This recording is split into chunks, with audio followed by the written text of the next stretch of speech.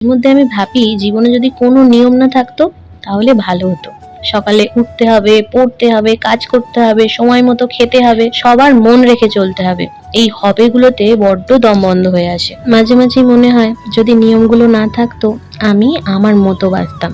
যখন ইচ্ছা ঘুমোতাম, যখন ইচ্ছা হাসতাম, যাকে ভালো লাগতো তাকে জড়িয়ে ধরতাম, যেটা ভালো লাগতো না সেটাকে ছেড়ে দিতাম। কেউ প্রশ্নও করতো না, কেউ বিচারও করতো না। আসলে সমস্যাটা নিয়মের না, সমস্যাটা নিয়মের ভারের। আমরা নিয়ম বানিয়েছি জীবন সুন্দর করতে, আর এখন সেই নিয়মই আমাদের জীবনটাকে আটকে রেখেছে। নমস্কার, আমি সুদীপা। লাইফ উইথ সুদীপা সুরজ চ্যানেলে আপনাদের সকলকে জানাই স্বাগত। আশা করি সকলেই ভালো আছেন, আমিও খুবই ভালো আছি।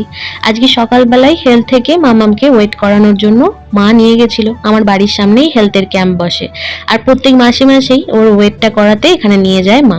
কিন্তু আমি না গেলেই মাম্মাম প্রচন্ড চিৎকার করে। তো ওর ওই চিৎকারটা আমি বাড়ি থেকেই শুনতে পাই, যেটা শুনে মনটা বড্ড খারাপ হয়ে যায়। এদিকে ও হেলথ থেকে চলে এসছে, আসবার পরই ওর হেলথের বইটা নিজেই নিজের আলমারিতে ঢুকিয়ে রেখেছে। এদিকে অ্যামাজন ফ্রেশ থেকে কিছু জিনিস অর্ডার দিয়েছিলাম সকাল সকাল, সেটা দিয়ে গেছে। সেগুলো এখন যদি গুছিয়ে না রাখি মামাম এসে সবকটা জিনিস নষ্ট করবে। এখন না এই অনলাইন ডেলিভারি সার্ভিসটা হওয়ার পর থেকে বেশ ভালোই হয়েছে। বাড়িতে টুকটাক কোনো জিনিস শেষ হয়ে গেলে সেটা বাড়ি থেকে অর্ডার দিলেই প্রায় বাড়িতেই পৌঁছে দিয়ে যায়। এখন এই যে দেখতে পেয়েছে আমি কিছু একটা গুছাচ্ছি। আগেই তো বলেছি আমার গাছ লাগানোর একটা আলাদাই নেশা ছিল, তবে এখন মামাম হওয়ার পর থেকেই অনেক কিছুই চেঞ্জ হয়েছে। সেরকম আমার ঘরের ভিতরেও অনেক ইনডোর প্ল্যান্টস ছিল, তবে সেগুলো মামাম বড় হওয়ার পর থেকে সরিয়ে নিচে দিয়ে দিয়েছি। আর কিছু গাছ এখনো আছে, এই যেরকম মানি প্ল্যান্টগুলো যেহেতু মাটি লাগে না আর জলের মধ্যেই থাকে, তাই জন্যে কিছু কিছু জায়গায় আমার কয়েকটা মানি প্ল্যান্ট রয়ে গেছে। সেগুলো মাসে মাঝে মধ্যেই আমি পরিষ্কার করি, কারণ জলগুলো পরিষ্কার না করলে জলগুলো নোংরা হয়ে যায় আর গাছের মধ্যেও শ্যাওলা লেগে যায়, আর দেখতেও খুব একটা ভালো লাগে না। এদিকে সবকিছু পরিষ্কার ঝরিষ্কার করে আমি চান করে নিচে চলে এসেছি। এই যে আমার দুষ্টু মেয়ে সকাল থেকে কিচ্ছু খায়নি, আর এখন আলুগুলো ভাজবো বলে আলুগুলো সিদ্ধ করে রাখা আছে, সেখান থেকে তুলে তুলে সিদ্ধ আলু খাচ্ছে। আজ তো শনিবার, বাড়িতে সব রান্নাই নিরামিষ। এই নিরামিষ দিনে আমাদের বাড়িতে একটু ভাজাভুজি রান্নাটা বেশি হয়, তাই মা সকালবেলা উঠেই সবজিগুলো কেটেই রেখেছিল আর ভাজার আলুটা সিদ্ধ করে রেখে দিয়েছিল। এখন সেগুলোই টুকটাক ভেজে নিচ্ছি। আমাদের বাড়িতে এই মশলা আলু ভাজাটা দিয়ে সবাই ভাত খেতে বেশ পছন্দ করে, আর আমার মেয়েও বেশ পছন্দ করে। এদিকে বাসন রাখবার জায়গাটা বেশ অপরিষ্কার হয়েছিল, তাই জন্য কাজের ফাঁকে রান্না বসিয়েই আমি এখানটাও একটু পরিষ্কার করতে চলে এলাম। আমাদের এই বাসন রাখবার র্যাকটা কিন্তু আগে বাসন রাখবার জন্য তৈরি হয়নি। প্রথমে আগে এখানে অ্যাকোরিয়াম রাখবো বলে তাই জন্য এটাকে বানিয়েছিলাম, কিন্তু তারপরে এটা এখন এই বাসন কুসুন রাখা হয়। আজকে না বাড়িতেই ভেবেছি একটু ভেজিটেবল বানাবো, তার জন্য কালকে রাত্রিবেলায় গাজর আর বিটটা সব কেটে কুটেই রেখেছি। এদিকে দুপুরে রান্না বান্না সব কমপ্লিট করে সবাইকে খেতে দেওয়ার পর এখন আমি এই ভেজিটেবলটা বানাতে বসেছি। কড়াই একটুখানি ফোড়ন দিয়ে আদা আর লঙ্কার যে পেস্টটা সেটা দিয়ে কিছুক্ষণ ভেজে নিয়ে গ্রেট করে রাখা বিট আর গাজরটাকেও একটু নুন দিয়ে নাড়াচাড়া করে নেবো। এবার নিচে রান্নাঘরের সব কাজ সেরে চলে এসেছি ওপরে। আসবার সময় জামা কাপড়গুলো তুলে নিয়ে চলে এসেছি। এদিকে কর্তামশাই আজকে বেরিয়েছেন, এখনো পর্যন্ত সে বাড়ি আসেনি। আমরা না প্রত্যেক দিনই দুপুরের লাঞ্চটা দুজনে একসাথেই করি, তাই ও সকালবেলা কোথাও কাজে বেরোলে আমি দুপুরবেলা ওয়েট করি, যখন আসে তখন একসাথে দুজন মিলে ভাত খাই। এদিকে সকালবেলা থেকে মাথায় ওই গামছাটা বেঁধে নিচে রান্না করতে চলে গেছিলাম, চুলটাও শুকায়নি। আর বাইরে তো আজকে সেরকম রোদ্দুরও নেই, চুলটা এখন আমাকে শুকাতে হবে। আজকে না কাজের চাপে সকাল থেকে ব্রেকফাস্ট করা হয়নি, তাই জন্য এখন একটু একটু খিদেও পেয়ে গেছে। আর ও তো এখন বাড়ি আসেনি, তাই এখন একটুখানি চিড়ে মুরগি খেয়ে নিচ্ছিলাম। এই তো দেখতে দেখতে প্রায় বিকাল 4:30 মতো বাজে। এখন মামামকে জোর করে ঘুম পাড়িয়ে আমি আমার কাজে এলাম।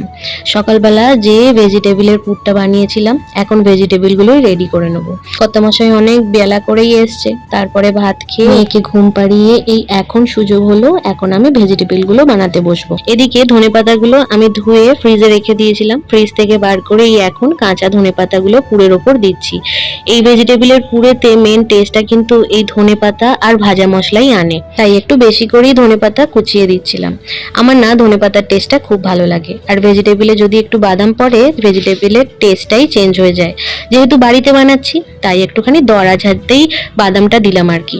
এদিকে হাতে করে পুরটা মাখবার সময় একটুখানি নরম নরম লাগছিল, তাই জন্য এর মধ্যে একটু ব্রেড ক্রাম্বস মিশিয়ে দিলাম। আজকে সন্ধ্যেবেলা সবাইকে এই ভেজিটেবল দিয়েই মুড়ি দেবো, তাই জন্য একটু তাড়াতাড়ি করছিলাম। এদিকে সন্ধ্যেবেলা বাপিকে প্রায় সবকিছু করেই খেতে দিয়ে দিয়েছি। কর্তামশাই বাইরে থেকে বেশ জোরে চিৎকার করছিল। গিয়ে দেখি আমাদের ওই ছোট্ট গাছটাতে পাখিটা যে 3টে ডিম পেড়েছিল সেটা থেকে বাচ্চাগুলো হয়ে গেছে। আর এদিকে আমাদের বাড়ির চার পেয়ে ওই বদমাইশটা সে গাছ থেকে নাকি বাসাটাকে টেনে মাটিতে নামিয়ে দিয়েছিল। তারপরে আবার বাসাটাকে গাছের মধ্যে রেখে আমার চার পেয়েটা যাতে গাছের কাছে যেতে না পারে তার জন্য একটুখানি ব্যবস্থা করে দিলাম। আজ না অনেকদিন পর আমি আমার বাপির বাড়ি যাব, তাই জন্য ব্যাগটা গুছিয়ে নিচ্ছিলাম। আমার ও বাড়িতে আমার জন্য কিছু জিনিস খুব একটা নিয়ে যেতে হয় না, তবে মাম্মাম এখন ছোট, ওর সব জিনিসই প্রায় আমাকে গুছিয়ে নিয়ে যেতে হয়। আজ রাতে যেহেতু বাড়িতে থাকবো না তাই জন্য বেডশিটটা আর বেড কভারটা তুলে দিয়ে যাচ্ছি। সারা রাতের গর্দিটাও একটুখানি হাওয়া পাবে আর আমার এই বিছানার চাদরগুলোও কাঁচা হয়ে যাবে। আমি এই বেড কভারটা প্রায় 1-2 সপ্তাহ অন্তর অন্তর তুলে দিই। মাম্মাম যেহেতু সবসময় বিছানার মধ্যে নোংরা করে তাই জন্য বেড কভারটাও কিন্তু নোংরা হয়ে যায়। তাই যখনই আমি 1-2 দিনের জন্য বাড়িতে থাকি না তখন বেড কভারটা আর বেডশিটটা একসাথেই তুলে দিয়ে যাই। এইসব কাজ গুছিয়ে আমি এবার চলে যাব গা ধুতে। আর কর্তামশাই আমাদের রেডি হতে বলে বেরিয়ে গেল আজকে শনিবারে বাট ঠাকুরের পুজো দিতে। ততক্ষণ আমি আর মামাম রেডি হয়ে নেব। এই তো আমরা আমার বাপির বাড়ি চলে এসেছি আর মামামও এখানে এসে তার দুষ্টুমি শুরু করে দিয়েছে। আমি সারাদিন যতই তাড়াতাড়ি কাজ করি না কেন আমার বাড়ি থেকে বেরোতে বেরোতে ওই 8টা-9টাই বেজে যায়। আজকেও তার অন্যতা হয়নি, সবকিছু কাজ গুছিয়ে আস্তে আস্তে এখানে 9টাই বেজে গেছে। আর মা বাপি আমাদের উপর রেগেও গেছে। বারবারই প্রত্যেকবার যখনই আসি তখনই প্রায় 8:30-9টার সময় আমি এ বাড়িতে আসি, আবার পরের দিন চলে যাই। এতে এ বাড়িতে আসবার পর থেকেই বাপি আর মায়ের মুখটা ভার হয়েছিল। আজ না বাড়ি থেকে বেরোনোর সময় কিছুই খাওয়া হয়নি, তাই মাকে এসে বলতেই মা কটা ভেজিটেবিলও ভেজে দিল আর করে দিল চা। আর মামাম যেহেতু ভেজিটেবিলের বদলে সস খাচ্ছিল তাই একটু বকেছি, তাই একটুখানি কান্নাকাটি করছে আর কি। আজ তো শনিবার, আমাদের নিরামিষ, তাই বাপি অল্প একটু পনির এনেছিল, আমি ওই পনিরের তরকারিটাই করতে এসেছি। আজকে না সেরকম কিছু রান্না করতে একদম ভালো লাগছিল না। সারাদিন বাড়িতে প্রচুর খাটাখাটনি হয়ে গেছিল। মা বলেছিল যে মাই করে নেবে, তবে মাকে হেল্প করতে আমিও চলে এসেছি।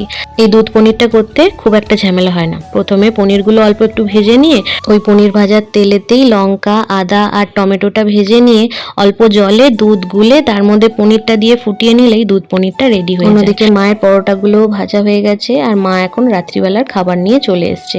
পনির ছাড়াও মা আজকে করেছিল ঘুগনি, আর ঘুগনিটা আজকে খেতেও খুব ভালো হয়েছিল। এই তো এবার রাত্রিবেলার ডিনারটা কমপ্লিট করে নিই। আজকের ভিডিও এইটুকুনি। যদি ভালো লাগে please like, share and subscribe করবেন।